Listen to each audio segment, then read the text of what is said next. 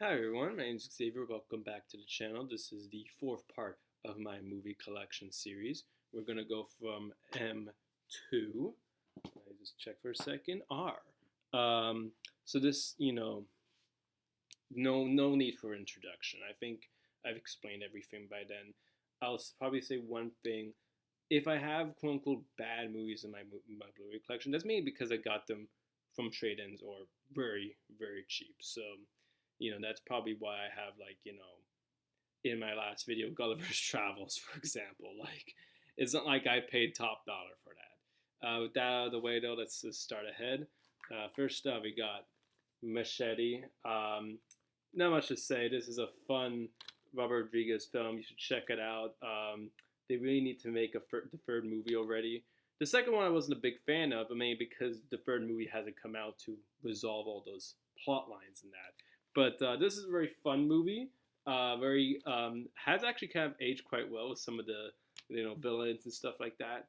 Um, and I'll say a thing with this Blu-ray. This is probably one of my most damaged ones. I don't think you can really tell, but it's a bit sticky. I think was watching it with some friends one night, and we were drinking, and it got a bit wet. So it's not in the best condition, but as long as the movie's intact, it's good. So that's Machete. Like I said, recommend. I think it's on Disney Plus. Next up, this is a very underrated film, a bit obscure, and that is Maggie, starring Arnold Schwarzenegger and Abigail Breslin. Now, if you don't know what this came out. I think this was so 2015. Yeah, so a few years after Arnold left the position of being the governor of California, and he was trying to test his acting skills to it. Not just going to action, but also drama. This is a zombie movie, but it's not a typical zombie movie of you got Arnold and he's gonna kill a bunch of like a horde of zombies. It's more. It takes it on a dramatic end. Basically, his daughter is infected, and they are just counting the days until she dies. It's a very grim movie, but it's honestly well done. I actually kind of like it. It's again not exactly everyone's cup of tea. People would want it. If you were thinking about a zombie movie starring Arnold Schwarzenegger, you wanted something that's more over the top and stuff. But it's more subtle, and it's well done because of that. It's actually a pretty really well done dramatic movie. So yeah, I would say I'd recommend this one.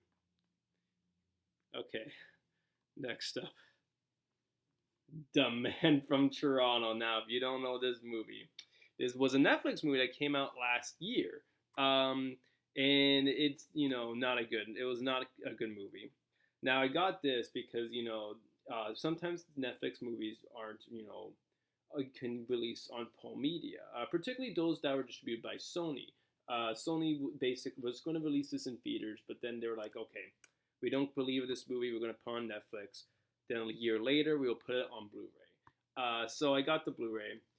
The funny thing is, I used to be excited for this movie when it was initially announced because obviously The Man from Toronto. I live in Toronto. I'm very proud Canadian, and was hoping, oh my God, we're gonna get a Hollywood movie set in Toronto. Yeah, that's not what the movie's about. I don't think it's filmed in Toronto, but they never maybe for one few seconds they set in Toronto, but the movie's never set in Toronto. It's all in the U.S. and Puerto Rico and stuff like that, despite being filmed in Toronto. And Woody Harrelson isn't Canadian. Apparently, it was gonna be Jason Statham as the Man from Toronto, which would have been even worse. Not to say that British people don't live in Canada. It's just the fact that he's not Canadian. So maybe wondering, well, then why the heck do I have this movie? Honestly, it's just not as bad. I think people have made it out to be. It's not amazing, but it's a typical buddy cop type of movie. And I actually think there's some decent stuff. I like Kevin Hart in the movie. Woody Harrelson, of course, is great. He's a great guy to begin with. Some of the action I actually was surprised by. The climax was actually kind of surprisingly well done. It's definitely weird in terms of pacing because you think you think the movie's already done, but then they tack on a few like a 15-minute climax, and there's some decent action. It's not the most well directed. There's a bit of, if you pay attention, you can tell the editing. Like there's a tracking shot action sequence, and it looks great. But obviously, if you can tell it's not really fully one take. You can see some of the editing cuts. They're not the most smoothly, but I commend them for the attempt. And yeah, like it has its laughs. It has some decent action. Again, not amazing, but it's like a decent movie. So that's why I have it in my collection. Obviously on Netflix, you can watch it, but yeah, like would have been better if it actually was filmed in Toronto. Well, it was filmed in Toronto, but set in Toronto and using the name more appropriately, because that's the thing. The man from Toronto, the titular man from Toronto, is not even from Toronto in the movie. So it's like you could have named it the man from Wyoming or the man from Flint, Michigan. I don't know. Next up, Jim Carrey's The Mask. Not much to say. Classic Jim Carrey movie. Fun, very fun. Aged really well. The effects, obviously they're meant to be more cartoony, but they're de-aged well. The edginess is great. Like, it's a shame they haven't really continued on with the franchise or did a reboot or anything. But yeah, no, this is a great one. Like, there's like Jim Carrey's like a legend. Yeah, not much to say about this one. I think everyone has already heard of The Mask, at least, or seen it, so not much to say. Speaking of which, Megamind on Blu-ray. Yeah, this is a great movie. Obviously, it's got a resurgence during the last few years, but yeah, Megamind's a great movie. Like, there's not much to say because, again, I think everyone has heard of Megamind at this point. The internet has really been pushing the resurgence of the movie with the memes and everything. And I'm glad, because I remember watching that in theaters and really liking it, but it didn't really do well. They never really did a sequel. I heard there's a show coming out. But yeah, very glad that the movie's, getting remembered. Next up, The Menu. I really like this one. It's a shame this was not on 4K, and I don't understand why. This movie did well. This movie did well. It made like 70 something $million. It made profit. But, this got a Blu-ray release. But Amsterdam, a movie that I don't have in my collection, and it bombed. It was a bomb in the box office. That got a 4K, Blu-ray release. So I'm confused with Disney's tactics. So I had to resort to the Blu-ray, but it's honestly a great movie. I don't care if it's Blu-ray or even DVD. It's a fantastic movie. And it got snubbed hard at the Oscars. It didn't even get best original screenplay nomination. It's ridiculous. I don't know why they kind of obviously it was gonna lose to Everything Everywhere All at Once. It's there's no doubt about that. But the fact that it wasn't even nominated, that's just rough, man. Next up, Minority Report. Great Spielberg cruise vehicle. I know some people weren't a fan of the ending, but I like the ending. I'm more of a half full glass, type of guy anyway. And this is I really like some of the action. Tom Cruise is pretty good in this one. Granted, it's a typical Tom Cruise type of role. And the whole future setting's really interesting, and the themes this is a very well done movie. I think it's a little bit low key underrated, which is fair because the early 2000s Spielberg films had a bit of an identity crisis where it's because Spielberg can do whatever he wants, his films, he would go all out, but sometimes it just feels a bit anyone could have directed these movies instead of Steven Spielberg, but still. I love that movie. Minority Report, I hope it comes to 4K. Next up, The Mitchells versus the Machines. This is, again, a Netflix movie that was distributed by Sony that they got a release later after it came out on Netflix. I like this one. I don't love it. Particularly, I don't think the conflict between the daughter and the father was very riveting. Because it just feels like, okay, well, she's being over dramatic. The dad isn't as bad as she says. Also, there's a the director's note here, hiding a DVD. But the animation's great. I think the humor's really well done. Um, and yeah, it's just a fun movie. It's not I wouldn't like it's not one of my favorite animated films, but still it was fun. Odd that again that there's no like 4K. Um, because this is Sony. Sony likes to put a lot of 4Ks for some of the more successful films. Even their bombs, like 65 has a 4K. I don't have it though. Next up, Monster House. I would have talked a bit more about the movie in terms of going into detail, but much like Megamind, this movie has got a resurgence of popularity, and for good reason. Like, for one of the Robert Zemeckis motion capture films, it's probably his best. They're the best one of those type of films. Actually, it's up there with Christmas Carol, the Jim Carrey Christmas Carol. But I like the style of the animation. It's a bit edgy for kids, but it's not like super like goes out. It's written by the people who did Rick and Morty. This is before they broke out with that show, and yeah, like it's a great like Halloween movie. Obviously, this is recorded after Halloween, but it's well done. Like, it makes sense why like lately during the Halloween season, a lot of people bring this movie up. I think this Nostalgia Critic and so many like YouTubers have just recently been talking about it. Honestly, it should have won Best Animated Feature compared to Happy Feet. I don't know what the Oscars are doing that year. Next up, Nightcrawler. This is like a 10 out of 10 movie. I know like not every movie's I say not every movie's perfect because not everyone's gonna love certain types of movies, but this is a brilliant movie. Jake Gyllenhaal's fantastic in this. If you love this actor, you have to see this movie. Like I can go a bit into the plot. Like it's about Jake Gyllenhaal, who decides to become a titular Nightcrawler who goes around at night trying to record crime scenes and accidents for a local news station so he can get money. And he becomes a bit more sinister as the movie goes on and more conniving. And I absolutely love it. Like this is a movie that again got snubbed so hard in the Oscars, and I don't think they got any like recognition. No, but best original screenplay or anything.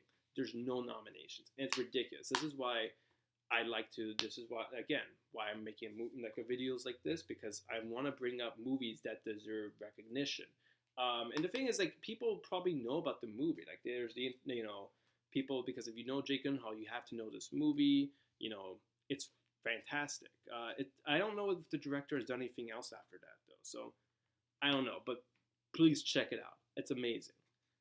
Speaking of an amazing movie, No Country for Old Men, which I don't think is going to get a 4K release, since this was a technically distributed by Disney. It's weird. It's a weird licensing with this movie. But Coen Brothers. This is, I think, probably their best movie. Of course, you got Javier Bardem's Oscar-worthy performance.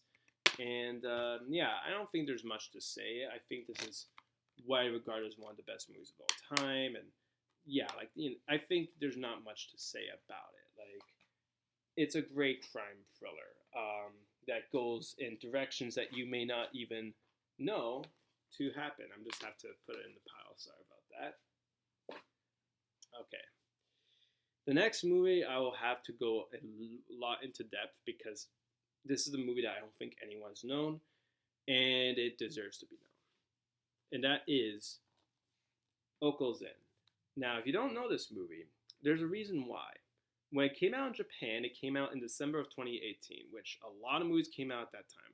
Bumblebee, Spider-Verse, Mary Poppins, and Aquaman. So no one, in Japan knew about it. I mean, obviously, I think more Japanese audiences knew about this movie than American audiences, because when it came out in North America, it came out in May of 2019. So that means Endgame, Avengers Endgame just came out. Detective Pikachu came out. Godzilla. You got Toy Story 4. You got John Wick 3. You had all these movies coming out, and this anime movie just completely flew under the radar. which is weird because even Makoto Shinkai, who directed Your Name, loved this movie, but no one talks about it. And I swear, you can go to any YouTuber that is known to talk about anime films. No one has ever talked about this movie, and it is criminally underrated. As for how I got to see it, for example, if I'm not this anime YouTuber who's watching all these movies, how did I hear it? I remembered I was going, there's the Mayfair Theater back in Ottawa, and I remember I saw a poster for it, on the marquee, and I was like, oh, this looks kind of sweet. I looked up the plot and I thought, oh, okay, it might go into a bit of a dark territory, so I'll see it. Now, if you don't know the premise is that you have this little girl who got into a car accident. She lost her parents, so she has to go to her grandmother's inn, and she sees ghosts, and it's more of a coming of age type of story.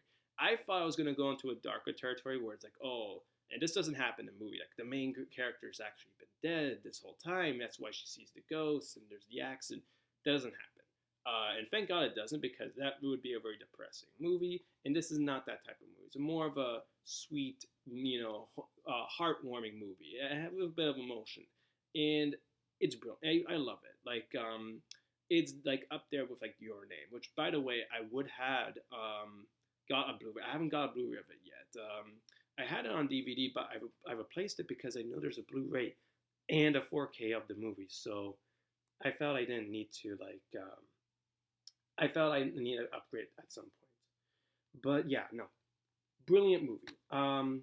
It is a damn shame no one has talked about it, and it deserves some recognition. Like, you'll love the characters, you love the animation, the story, everything. Like, honestly, it's a damn shame that Okko's Inn has practically fallen into the deepest of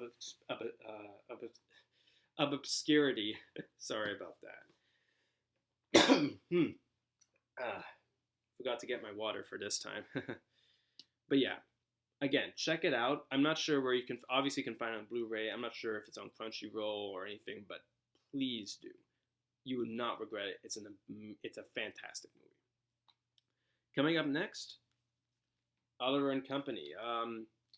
It's one of the Disney movies before the Renaissance. So this was the movie right before The Little Mermaid, and it came out with at the same time as Land Before Time. So it felt so not everyone went to see it. However, it didn't do bad. I think from what I recall, it was the first animated movie to break 100 million in the worldwide box office, which is a accolade in and of itself. If you don't know, this is sort of like a loose adaptation of Oliver Twist, and it uses animals, and you have a gangster, and you have this little girl who adopts this cat, but the dogs that are with the dogs that the cat befriends think he got kidnapped, so they try to rescue her. And I mean, I don't want to explore the entire movie, but yeah, it's honestly looking back, it's a pretty decent movie. Like, you got Billy Joel as one of the main characters, and his songs are in it. Well, not his actual songs, like songs that he wrote for the movie. And these are banger songs. Then, fun fact, this was written by James Mangold. The guy who did Logan and Ford v Ferrari and the new Indiana Jones movie. He wrote this. He wrote this movie, and honestly, considering the fact it's a bit on the darker end, you have like a gangster, and the climax is a bit like on the edge, like a bit on the edgier side. It's not like it goes super out there, but it's like Disney wouldn't really make a movie like that anymore. But honestly, yeah, this is a great movie. It's really underrated for Disney, and it's like, yeah, like I think it should be considered to be like a prototype from the Disney Renaissance, because it was successful. It's just that Little Mermaid was even more successful than the Oliver Company. But I think it should be talked around that type of crowd, because it is very, it's a really well done movie. One that's not super well done, but it's okay. Open Season, the first Sony animation film, and it's not too bad. I think, obviously, over time, people have sort of just, wanted to forget every bad movie that Sony has done. I wouldn't say this is a bad movie. It's just an average one. It's an average kids movie, and as average kids movies goes, they're okay. Um, I don't know if I should go into the story, but I think yeah, this is already has memes, so it's like I think people are aware of open season and the whole type of plot of these two you know animals having to work together. They don't like each other, but they grow to like it. Well, one doesn't like each other. The bear doesn't like the deer, but he has to work with him to get back home. And of course, they're gonna be friends, and they have to fight against hunters. It's a fun movie. It's not like Spider Verse. That's the thing.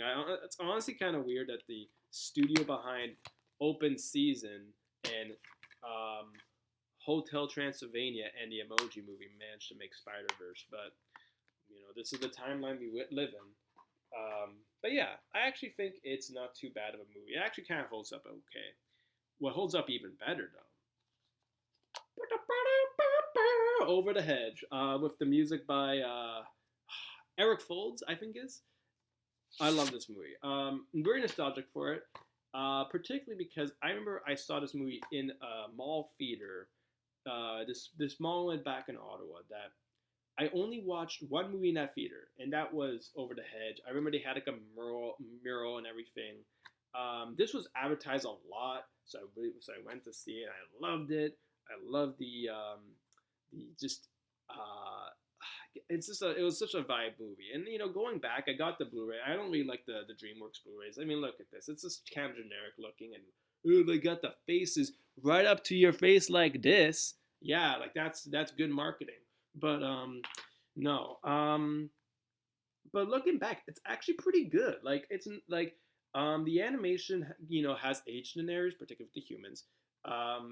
And some of the story can be a bit cliche, but it's well executed. Love the cast. The humor's fun. The it's like you got like some decent like set pieces and everything. It's just a darn shame that this movie did well, but they didn't really do a sequel when it came out. And because of the two leads, I forgot the actor who plays Vern, but he's dead. And Bruce Willis, who plays, and that's the thing, Bruce Willis is in this movie. That's Bruce Willis. He's retired because of his condition. So we're not gonna get another movie of this anytime soon.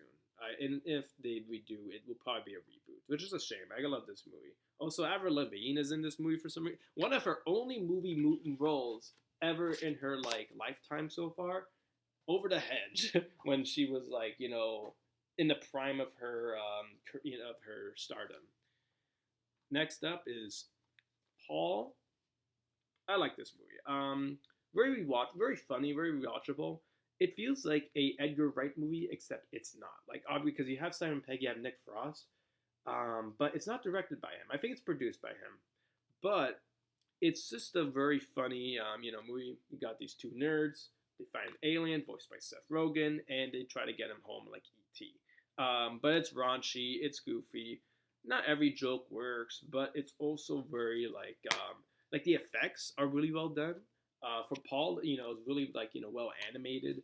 I mean, Nick Frost and Simon Pegg. I think this is one of the last big collaborations. Simon Pegg does a lot of Mission Impossible, and Nick Frost isn't just in smaller stuff these days. But yeah, I would recommend if you haven't seen it. It's extremely funny. And yeah, it's I'm surprised that it hasn't really been talked about as much. Going up, Ray. Not much to say. I think a lot of people know about this movie. This is the movie that Jamie Foxx really, because you don't know, Jamie Foxx used to be like a rapper. So this was one of his first major film roles, and I believe he got the Academy Award for Best Actor, with this movie. And you watch it and you can see he does a very good job being Ray Charles. And for biopics, this is pretty great. It hits all the the milestones of Ray Charles's life. And yeah, Jamie Foxx is fantastic in it. I think it's a shame that he hasn't really done more movies like this, in terms of more dramatic stuff, because now Jamie Foxx is more into superhero stuff or action stuff or comedy stuff, and that's not the bad thing. Jamie Foxx is a great charismatic guy, but he did the drama very well for Ray, and I think Ray is a very, very, very good biopic movie. Like it's like there's barely any flaws with it. So the last movie for today, I had to clear my throat. I really should have got water for this session, but I don't want to go up and make it awkward. Oh yeah, I'm gonna just leave. Here it comes. The Room.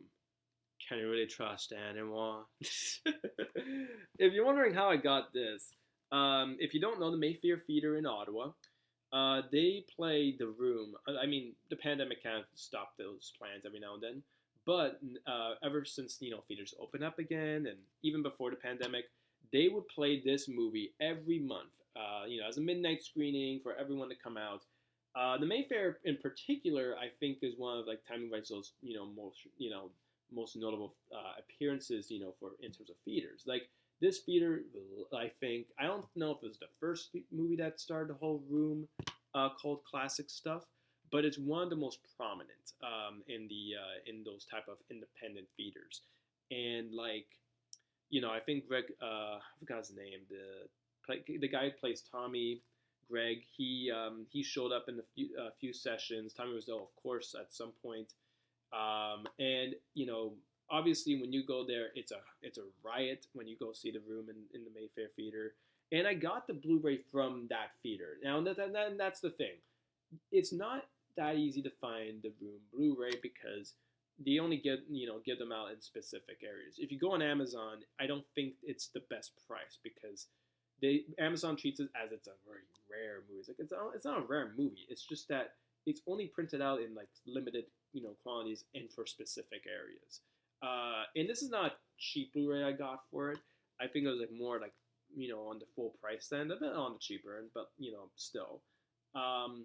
And honestly, for a Blu-ray quality type of movie, it's not the best because if you don't know The Room, he's shot with two different cameras, an HD and a film, but they're not the most well transferred. So it will be very inconsistent when you watch it on Blu-ray. But regardless, if everyone knows The Room, it's a brilliant, so bad it's good movie. It's perfect. Tommy Wiseau, I love the guy. And the thing is, I have to close off the video because not right now, but I have to say it with my Tommy Wiseau impression because that's the thing. I absolutely love the weird, like quotes of these, like of the back and the front, like can you really trust anyone? Like what does that's never said in the movie. But I have to speak what happens in the back of the DVD menu. If you never got, well, not the DVD, the Blu-ray. If you never seen the, if you haven't seen like how it's what it says and everything, I'm gonna have to speak it out. Also the Blu-ray, classic. Okay, but here it goes. I'm gonna try to. I'm not gonna read all this stuff, but more of the goofier like lines. Are you ready to see the reflection of your life? Enter the room and leave forever changed. The Room is an electrifying American. I have to restart. I'm sorry. I had the Tommy Wiseau impression, but I lost it. Hold on. The Room is an electrifying. Okay, you know what? Screw it. I'll have to go for it. The Room is electrifying. Like, whatever. You know what? I know this part of the video is going to be very cringe, but screw it. Like, I'll just read it normally. You can see the absurdity of it, though. The Room is an electrifying American comedy about love, passion, betrayal, and lies. It's what happens in real life. You could be with your loving woman, and all of a sudden, boom! She's in bed with your best friend or a family member. The Room depicts of friendships and relationships in one life and raises life's real and most asked questions. Can you really trust anyone? Are you ready to see a reflection of your life? I had to slip it back in during the middle of the paragraph, but it's The Room. It's a 10 out of 10 fantastic masterpiece, and that's just got to wrap up for this video. I mean, I think it ended on the cringe level with me, with my very bad Tommy Wiseau impression. But honestly, I think I could have done better if I had some water in me. But regardless, thank you for watching, and I'm hope you look forward for the next video. Have a nice day.